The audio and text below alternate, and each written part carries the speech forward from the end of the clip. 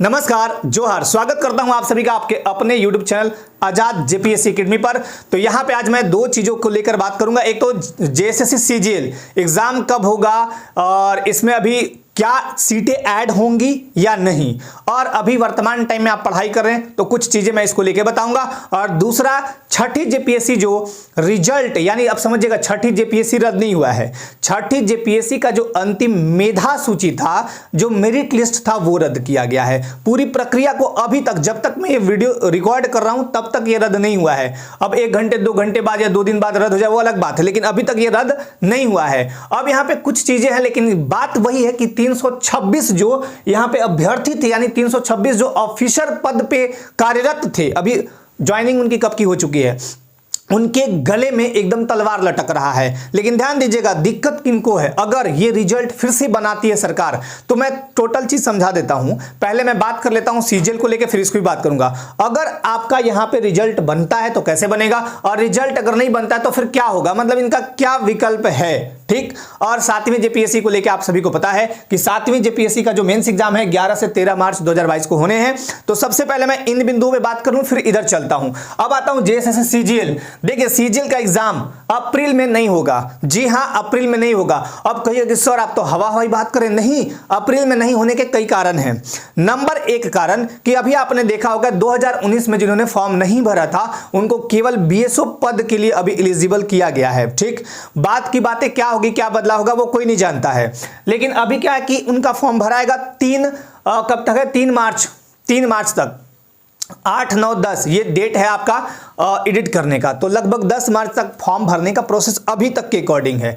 इसी बीच आपका मेरे ख्याल से 2 या 3 मार्च को मेरे ख्याल से आपका रमेश हांसदा का भी वो सुनवाई है। हाई कोर्ट में जो केस हुआ है रमेश हांसदा वर्सेस झारखंड स्टेट को लेके भी सुनवाई है। अगर रमेश हांसदा कहीं जीत गए तो फिर बाजी ही पलटी हो जाएगी, कुछ दूसरा ही कहानी हो जाएगा, क्योंकि फिर नियोजन नीति फिर से बनाने होंगे, बहुत सारे प्रोसेस होंगे।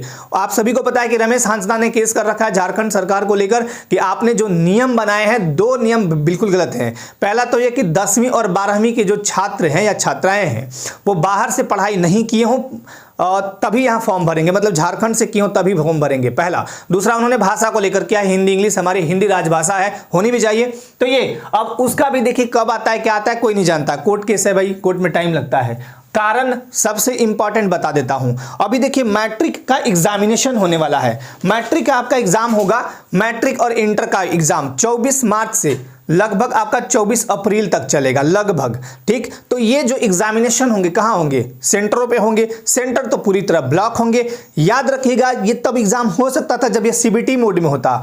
आपका एग्जाम ऑफलाइन मोड में होने हैं तो स्कूल में ही होगा ना, कॉलेजेस में ही होंगे ना। आमतौर पे स्कूल में ही होता है, कॉलेज में कभी कभी देता है सेंटर, लेकिन स्कूल में सारा स्कूल तो ब्लॉक होगा क्योंकि मैट्रिक और इंटर का एग्जामिनेशन चलेगा। तो सबसे इंपॉर्टेंट कारण तो ये है, यानी 24 अप्रैल तक निश्चिंत रहिए एग्जाम नहीं होगा। अब सवाल उठता है उस बीच में अगर रमेश हांसदा केस का कुछ आता है तो वो देखा जाएगा। कारण एक और है कि एग्जाम, अच्छा ठीक है, कब होगा, कारण तो मैंने बता दिया, एग्जाम आखिर कब होगा। तो देखिए एग्जाम अप्रैल में नहीं होगा तो फिर मई 15 मई के बाद, क्योंकि जब लोग इधर उधर सारे लोग ड्यूटी में रहेंगे ना अपना, तो थोड़ा टाइम लगता है। तो 15 मई के बाद एक मान सकते हैं आप, है ना। और अगर बात बीच में कुछ आएगी तो मैं अपडेट करूंगा, है ना। तो अप्रैल तक निश्चिंत रहिए। जिन बच्चों की तैयारी नहीं हो पाई थी, अभी किसी कारणवश नहीं पढ़ पा रहे थे, तो आपके पास अब पर्याप्त टाइम है। याद कीजिए, मेरे वीडियो को निकाल के देख लीजिएगा। जेपीएससी को लेकर जो 7वीं जेपीएससी तक बहुत लोग हल्ला कर रहे थे कि एग्जाम हो जाएगा मई में, फिर उनका हुआ कि जुलाई में हो जाएगा। और आप मेरे चैनल पे जाके देखिएगा, कभी आप देख लीजिएगा, साफ साफ मैंने बोल रखा था कि अगस्त मतलब जुलाई तक तो एग्जाम होगा नहीं, अगस्त भी ना मान के चलिए। और हुआ वही, एग्जाम भी उसी के बाद हुआ था। मैंने जो बताया था उसके बाद ही हुआ था, वीडियो आप देख सकते हैं। एग्जाम कब तक होगा मैंने बता दिया। अब आता है क्या और सीटें ऐड होंगी। बहुत सारे बच्चे पूछते भी रहते हैं कि सर क्या सीट और ऐड होगी। अभी तक कोई इंफॉर्मेशन नहीं है, और अभी तक नहीं है। और अब जब फॉर्म भरने का प्रोसेस खत्म हो जाएगा तो फिर बाद में सीट कैसे ऐड करेंगे। बाद में सीट ऐड करने के बाद में सीट ऐड नहीं होंगी, इसलिए नहीं होंगी, हो सकती है, ऐसा नहीं बोल रहा हूं मैं, लेकिन होने का मतलब है कि फिर से एक ये निकाला जाएगा आवश्यक सूचना नंबर 6 में लिखा रहेगा कि ठीक है आप अपना पोस्ट प्रेफरेंस फिर से दीजिए। तो एडिट कराएंगे ना, तो हो सकता है जब तक एडिट का डेट है तब तक हो सकता है कि आए, लेकिन सीट बढ़ने की संभावना 99.99% नहीं है अभी तक के अकॉर्डिंग। अब रहा सवाल कि सर बचे समय में कैसे पढ़ें। तो देखिए आप पेपर 3 है, इसमें 3 पेपर हैं। अब तीनों पेपर का आपको तैयारी करना है, पेपर 1, पेपर 2, पेपर 3। पेपर 1 में आपका भाषा है, भाषा यानी हिंदी और इंग्लिश। इसमें क्या पूछा जाएगा? हिंदी और इंग्लिश पूछा जाएगा। निश्चिंत रहिए, यहाँ के लिए ये मैं क्वालिफाई करा दूंगा। दूसरा है लैंग्वेज का, क्षेत्रीय भाषा जिसे आप कहते हैं, क्षेत्रीय भाषा। दूसरा है क्षेत्रीय भाषा।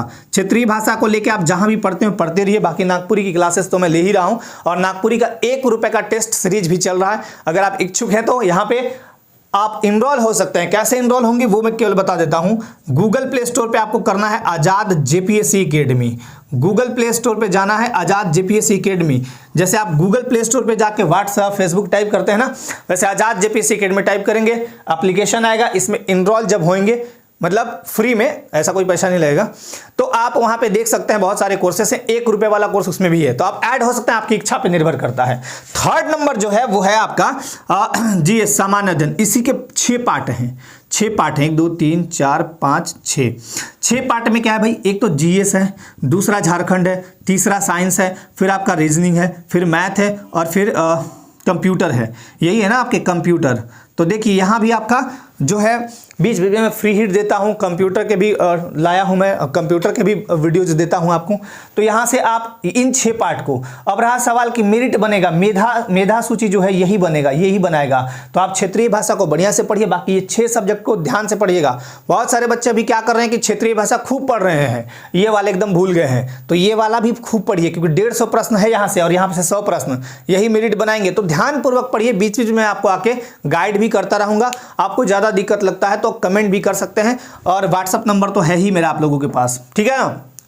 तो पढ़ाई कीजिए प्रॉपर, आपके पास पूरा टाइम है, मार्च और पूरा अप्रैल, मतलब अभी फरवरी को मैं हटा भी दूं तब भी, है ना। तो पूरा 2 महीना, और 2 महीने में बहुत अच्छे से तैयारी आप कर सकते हैं। तो एग्जामिनेशन को लेकर मैंने अपडेट दे दिया, तैयारी कैसे करिएगा। हिंदी को लेकर टेंशन मत लीजिएगा, हिंदी को लेकर बहुत सारे आप लोग पूछते रहते हैं, मैं हिंदी का जल्दी कुछ उपाय कर देता हूं, जिससे आप एकदम निश्चिंत रहिएगा। ये मेरे ऊपर छोड़ दीजिए, ये गारंटी है कि मैं इसमें किसी को फेल नहीं होने दूंगा। बस शर्ते यही एक कंडीशन रहेगा कि बच्चा थोड़ा समझदार हो, पढ़ने वाला हो, मतलब पढ़ने वाला हो। जो भी स्टूडेंट हैं, कैंडिडेट है, बच्चे बच्चियां जो भी हैं, आप पढ़ने वाले हो, फेल नहीं होने दूंगा मैं इसमें क्या है, क्वालिफाइंग नेचर का है। गड़बड़ी यहां यही हुआ था। अब देखिए, 6ठी जेपीएससी पीटी एग्जामिनेशन हुआ था, 326 पदों के लिए बहाली निकाली गई थी 2016 में, जिसका एग्जामिनेशन पीटी का हुआ था 18 दिसंबर 2016। 3 बार रिजल्ट आया था, एक बार कोर्ट आदेश दी, फिर आदेश मिला, तब 3 बार इसका संशोधित रिजल्ट आया था। एक बार तो ऐसा रिजल्ट आया कि जिसमें 35-36 हजार बच्चे पास हो गए, लगभग के रिजल्ट हो गए थे। तो फिर फाइनली रिजल्ट 3 बार आने के बाद फिर मेंस एग्जाम इनका हुआ 29 जनवरी से 1 फरवरी तक इनका मेंस चला। 990 कैंडिडेट लगभग इंटरव्यू देने गए, जिसमें फाइनली सेलेक्ट हुए 326। पेपर 1 क्वालिफाइंग नेचर का था, जो लगभग 100 प्रश्न, यहाँ 100 नंबर का था, हिंदी और इंग्लिश को लेकर। अब समझिएगा इनमें गड़बड़ी क्या हुआ है। गड़बड़ी हुआ है कि क्वालिफाइंग वाले पेपर को भी जोड़ के इन्होंने मेरिट बना दिया आयोग ने, ठीक। अब गड़बड़ी यहाँ है, इन 326 पदाधिकारियों में किसी की कोई गलती नहीं है, या जिनका नहीं हुआ उनका कोई गलती नहीं है। गलती कहाँ है? गलती इनके अंदर के अधिकारी कर देते हैं। अभी कोर्ट ने भी कहा कि जो अधिकारी गलती की उनको दंडित किया जाए। अब समझिएगा, गलती इतना मत किया कीजिए, कम से कम आप लोग बहुत अच्छे पद पे बैठे हुए, भारतीय संविधान की गरिमा को बनाए रखें। हम सभी जिस देश में रहते हैं उस देश को बहुत, विश्व के बहुत सारे कंट्री सैल्यूट करते हैं। सोचिए कि हमारा विश्व में एक अलग ही छाप है, विश्व का विशालतम संविधान वाला हम देश हैं, विश्व का एक ऐसा लोकतंत्र जहां की जनसंख्या पूरे वर्ल्ड में दूसरे नंबर पे आती है, और हम सभी एक राष्ट्रीय पर्व के रूप में, मतलब राष्ट्रीय पर्व नहीं बोलेंगे, हाँ पर्व ही कह लीजिए, एक राष्ट्रीय पर्व के रूप में, हालांकि उसको संविधान द्वारा मान्यता मिले ना मिले अलग बात है, हम एक पर्व त्योहार के रूप में भाई मनाते हैं। क्या? वोट देते हैं। कितना बड़ा जनसंख्या, चाइना में इतना बड़ा पॉपुलेशन है, फिर भी वो मैनेज नहीं कर पाता है, और हमारा दूसरा सबसे बड़ा जनसंख्या वाला जो कंट्री भारत है, हम लोग कैसे मैनेज करते हैं? आप सभी अधिकारी पदाधिकारी करते हैं, मैनेज करते हैं। तो कम से कम आप सबों से अनुरोध है कि इन सब चीजों का ध्यान रखा जाए। अब यहां पे हुआ क्या, 326 जो पदाधिकारी हैं उनमें नौकरी किसकी बचेगी? नौकरी उन लोगों की जरूर बचेगी जिनके इस वाले पेपर में नंबर कम आए हैं, जिनके भी नंबर 50% से लगभग आसपास या नीचे होंगे, 50% से नीचे जिनके नंबर होंगे, क्योंकि क्वालिफाइंग है ना, तो जिनके 50% से आसपास नीचे वाले होंगे वो तो बिल्कुल सेफ जोन में है। 50 to 60% वाले ऐसे ही आप निकाल सकते हैं, थोड़े से वो भी सेफ जोन में मान लेंगे, लेकिन बाकी जो नंबर लाए हैं बढ़िया जिनका नंबर 70, 75, 80 ऐसे नंबर आए, उन लोगों की नौकरियां खतरे में है। मैं अभी इस पे कुछ बोलूंगा नहीं, क्योंकि मैं कोई वक्ता नहीं हूं, मैं कोई वकील और जज नहीं हूं। बस ये बता रहा हूं कि ये बहुत बड़ी गड़बड़ी हुई है, और हाईकोर्ट ने अभी कल के डेट में यही चीजें बोली कि हम जो मेधा सूची है, अंतिम मेधा सूची है, उसको वापस खारिज करते हैं, रद्द करते हैं। और आप अब यहां पे देखिए 2-3 चीज हो सकता है। एक तो ये कि जो 326 कैंडिडेट है ये सुप्रीम कोर्ट का रुख करें, हमारी क्या गलती है? जाहिर सी बात है कि हमसे आप नौकरी भी कराएं, हमारी क्या गलती है? दूसरा ये है कि सरकार मतलब जो ये आयोग है बीच का कोई रास्ता निकाले, सरकार कोई बीच का रास्ता निकाले कि हाँ भाई हम इनका जो परिणाम है, अंतिम परिणाम वो रद्द हुआ, उसके पहले जो मेंस दिए हैं उसके बेस पे हम अपना बाद में इंटरव्यू करा के फिर से ज्वाइनिंग कराएं। ठीक। तीसरा ये हो सकता है कि इनका जो मेंस था, मेंस भी करा दिया जाए फिर से। अब ये पूरा मामला पचड़ों में फंस गया, क्योंकि देखिए होता क्या है कि जब ऊपर से भी नीचे से भी चारों तरफ से परेशान ही परेशान है।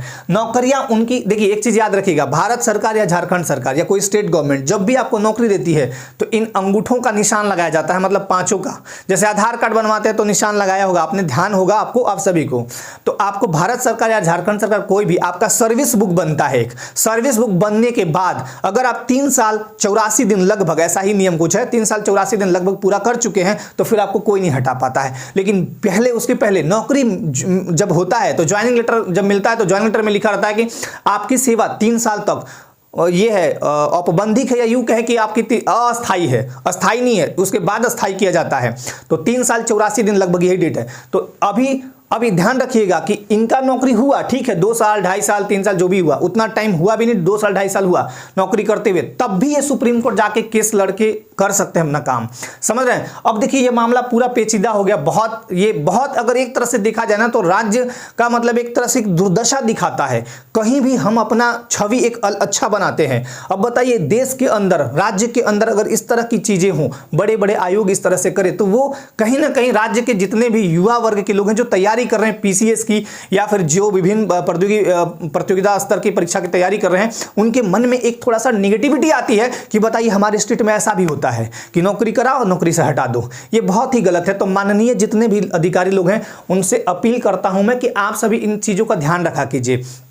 और बाकी देखिए अब क्या होता है, अब ये तो भगवान भरोसे ही है, या यूं कहें कि अब देखिए इनके किस्मत में क्या होती है ना। लेकिन ये बहुत गलत हुआ, एक तरह से देखिए तो बहुत गलत भी हुआ, और एक तरह से देखिए तो वो भी ठीक है। अगर जो मतलब कहने का मतलब कि ठीक है ज्वाइनिंग हो गई, अच्छी बात है, सब कुछ हुआ, लेकिन कहीं ना कहीं ये गलत था। गलत क्यों था? इन्होंने मेरिट लिस्ट बनाया, गलती किसी कैंडिडेट की नहीं है, ना पास होने वालों की है, मतलब नौकरी करने वालों की, और जो नौकरी किसी चीज इस पेपर की वजह से जो नौकरी नहीं ले पाए उनकी भी गलती नहीं है, गलती है सिस्टम की। तो देखिए सिस्टम का गलती खामियाजा स्टूडेंट या फिर जो ऑफिसर्स हैं वो भुगत रहे हैं, है ना। तो गलती किसी की नहीं है, गलती है आयोग में जो बैठे हुए ये मेरिट बनाने वाले लोग हैं, उन सभी की गलती है। और उन सभी गलती का चक्र देखिए ऐसा है कि मतलब उसमें सब लोग पिस रहे हैं। तो ये बहुत ही गलत हुआ था। क्वालिफाइंग था तो इसे क्वालिफाइंग रखना चाहिए था। और जो कैंडिडेट है, अब बताइए ना, सब्सिडरी पेपर कहा जाता है, ये ग्रेजुएशन में आप पढ़ते हैं ऑनर्स प्लस सब्सिडरी जो पढ़ते हैं आप पेपर, अगर कह दिया जाए कि सब्सिडरी से मतलब सब्सिडरी में केवल क्वालिफाइंग आपको इतने मार्क्स लाना है और उसका भी मेरिट जोड़ के आपका रिजल्ट देने लग जाए, तो आप तो फिर वही बात है ना कि सिस्टम का दोष है, हमारा तो दोष नहीं है। आपने तो कहा था कि हम जोड़ेंगे नहीं, लेकिन आप जोड़ दे रहे हैं, तो ये पूरी तरह सिस्टम का दोष है और इसमें बहुत ज्यादा परेशानियां हुई है। ठीक है, देखिए आने वाले टाइम में क्या होता है। और आज के लिए आप सभी को इतना ही, धन्यवाद। बाकी ये बच्चे जो हैं तैयारी में अपना लगे रहिए। 7 जेपीएससी जो मेंस एग्जाम की तैयारी कर रहे हैं, धुआंधार तरीके से तैयारी कीजिए और आपके कमेंट सादर आमंत्रित हैं। यहाँ पे कुछ भी क्वेरी अगर बचता है, कुछ भी वैसा आपको क्वेरी दिखता है तो आप कमेंट कर सकते हैं। एक चीज और मैं बता दूं ना, तो मुझे समझ लीजिएगा, मतलब इसमें नेगेटिविटी मत लीजिएगा कि ऐसा नहीं कि सर इनके फेवर में बोल रहे हैं और उनके फेवर में बोल रहे हैं। मैं किसी के फेवर में नहीं बोल रहा हूं, बस ये बता रहा हूं कि ये बहुत गलत हुआ था। ये क्वालिफाइंग पेपर था, क्वालिफाइंग पेपर के मार्क्स को नहीं जोड़ा जाना चाहिए था। गलती ना इन ऑफिसर्स की है और गलती ना उन कैंडिडेट्स की है जो इनकी वजह से मतलब मेधा सूची में नहीं आ पाए थे। गलती केवल सिस्टम में बैठे लोगों की है और हाईकोर्ट ने साफ साफ कहा है कि ऐसे लोगों को सजा दी जाए। तो चलिए इस बात को अच्छे से समझिएगा, आप लोग बहुत समझदार हैं, है ना। और बाकी जैसा अपडेट होगा मैं करते रहूंगा और बाकी ये सारे लोग अपना तैयारी करते रहिए। जल्द ही आपके बीच कुछ वीडियोज में लाऊंगा, हिंदी को लेकर भी लाऊंगा, है ना, टेंशन मत लीजिए। तो चलिए आज के लिए आप सभी को धन्यवाद। जय हिंद।